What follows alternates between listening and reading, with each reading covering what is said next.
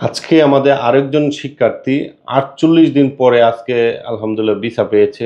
এই যে অপেক্ষা, আসলে অপেক্ষা জিনিসটা অনেক কষ্টের। তারপরেও বলতে হয় যে দিন শেষে আলহামদুলিল্লাহ, কারণ হচ্ছে তারও কিন্তু N4 সহ ছিল। তো N4 জেএলপিটি ছিল এবং নাট জেএলপিটি N5 ও ছিল। তো সে কিন্তু আলহামদুলিল্লাহ আজকে ভিসা পেয়েছে, যদিও মানে অনেক দিন হয়ে গেছে।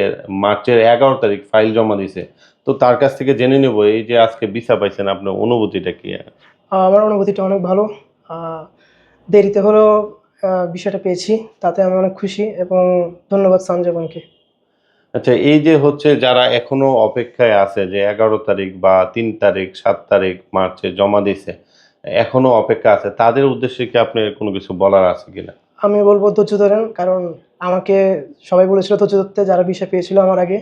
তো আমিও ভিসা পেয়েছি। আমি মনে করি আপনারাও সবাই পাবেন। একটু ধৈর্য ধরেন। ধৈর্যের ফল অনেক মিষ্টি হয়। আমি একটা কথাই বলব, যেমন পনেও বলছে যে আসলে ধৈর্য ধরেন। মানে এই জিনিসটাই বলব যে আপনার যদি যাবতীয় ডকুমেন্ট ঠিক থাকে অবশ্যই আপনি ভিসা পাবেন। আমাদের এই যাবৎকালে মানে আমাদের কখনোই যে নার্জারি ছিল, ভিসা মিস হইছে এরকম কোনো আমাদের এরকম কোনো রেকর্ড নাই। তারপরেও বলব এটা হচ্ছে অনেক ক্ষেত্রে অনেকের ডকুমেন্ট আ সমস্যা থাকার কারণেও মিস হইতে পারে।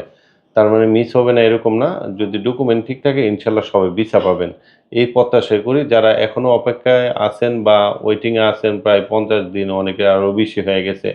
তাদের জন্য দোয়া রইলো এবং ইনশাআল্লাহ আপনারাও ভিসা পাবেন। হয়তো এই শীঘ্রই ভিসা পাবেন। সবাই দোয়া করবেন সবার জন্য। সালামু আলাইকুম।